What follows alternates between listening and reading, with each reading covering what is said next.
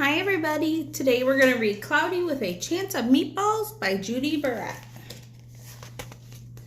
We were all sitting around the big kitchen table. It was Saturday morning, pancake morning. Mom was squeezing oranges for juice. Henry and I were betting on how many pancakes we each could eat, and Grandpa was doing the flipping.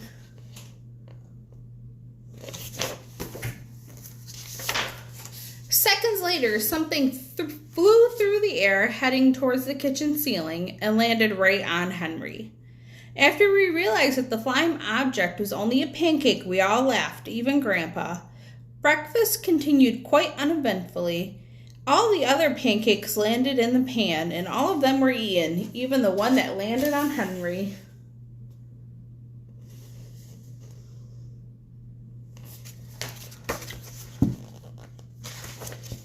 That night, touched off by the pancake incident at breakfast, Grandpa told us the best tall-tale bedtime story he ever told. Across an ocean, over lots of huge bumpy mountains, across 3 hot deserts and 1 smaller ocean, there lay the tiny town of Chew and Swallow.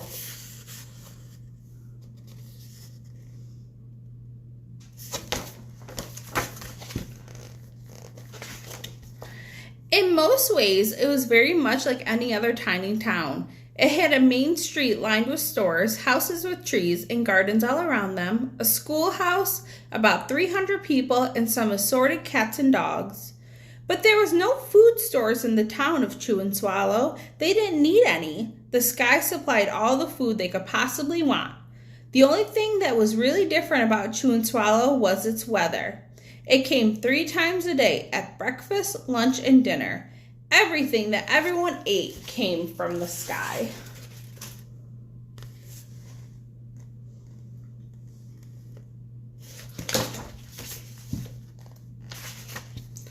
Whenever the weather was served, that was what they ate.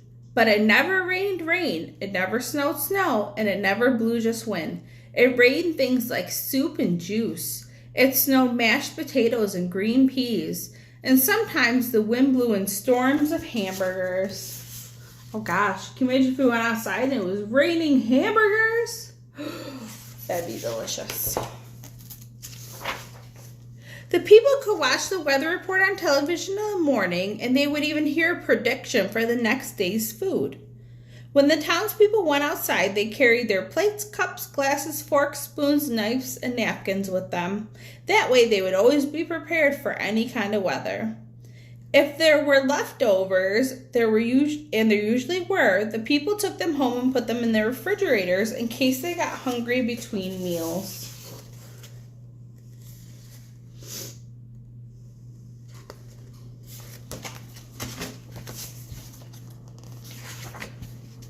The menu varied. By the time they woke up in the morning, breakfast was coming down.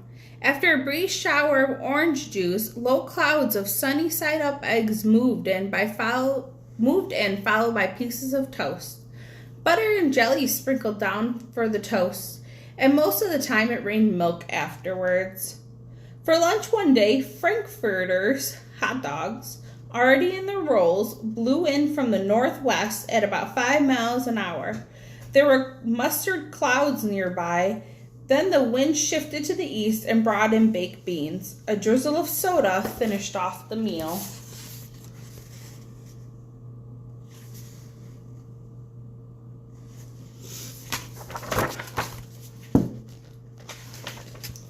Dinner one night consisted of lamb chops, becoming heavy at times with occasional ketchup.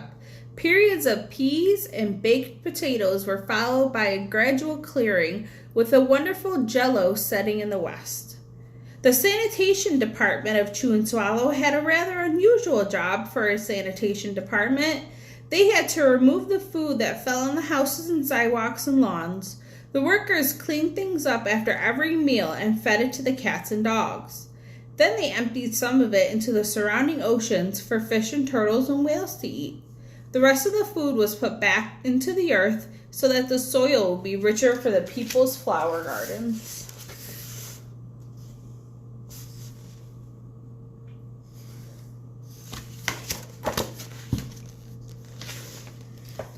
Life for the townspeople was delicious until the weather took a turn for the worse.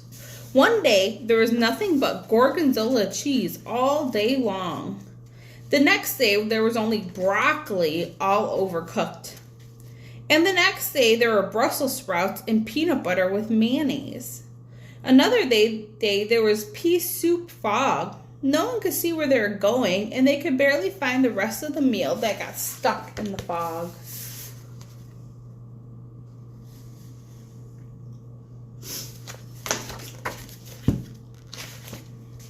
The food was getting larger and larger, and so were the portions. The people were getting frightened. Violent storms blew up frequently. Awful things were happening.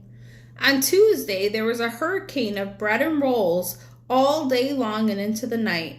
There were soft rolls and hard rolls, some with seeds and some without. There was white bread and rye and whole wheat toast. Most of it was larger than they ever seen bread and rolls before. It was a terrible day. Everyone had to stay indoors. Roofs were damaged, and the sanitation department was beside itself. The mess took the workers 4 days to clean up, and the sea was full of floating rolls. To help out, people piled up as much bread as they could in their backyard. The birds picked at it a bit, but it just stayed there and got staler and staler. There was a storm of pancakes one morning and a downpour of maple syrup that nearly flooded the town. A huge pancake covered the school. No one could get it off because of its weight, so they had to close the school. Oh no. Look at that pancake on top of the school.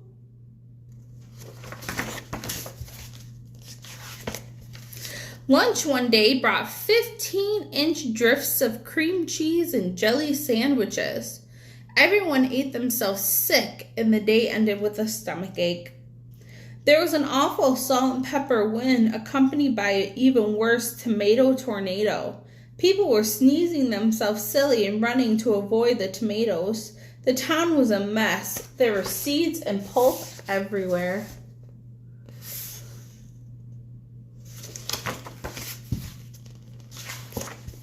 The sanitation department gave up. The job was too big. Everyone feared for their lives. They couldn't go outside most of the time. Many houses had been badly damaged by giant meatballs. Stores were boarded up, and there was no more school for the children. So a decision was made to abandon the town of Chew and Swallow. It was a matter of survival. They were all going to have to leave the town. Oh.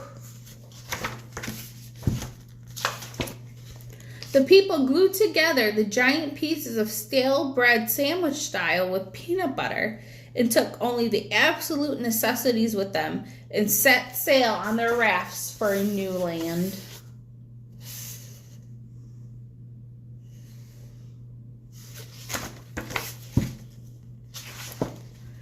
After being afloat for a week, they finally reached a small coastal town which welcomed them. The bread had held up surprisingly well enough for them to build a temporary house for themselves out of it. The children began school again, and the adults tried to find new places for themselves in the new land. The biggest change they had to make was getting used to buying food at the supermarket. They found it odd that food was kept on shelves, packaged in boxes, cans, and bottles. Meat that had to be cooked was kept in large refrigerators. Nothing came down from the sky except snow and rain. The clouds above their heads were not made of fried eggs. No one ever got hit by a hamburger again. And nobody dared to go back to Chew and Swallow to find out what happened to it. They were too afraid. Henry and I were awake until the very end of Grandpa's story. I remembered his goodnight kiss. See how their house is made of bread?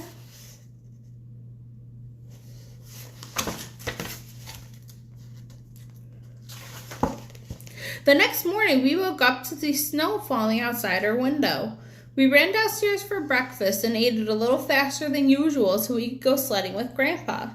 It's funny, but even as we were sliding down the hill, we thought we saw a giant pan of butter at the top, and we could almost smell mashed potatoes.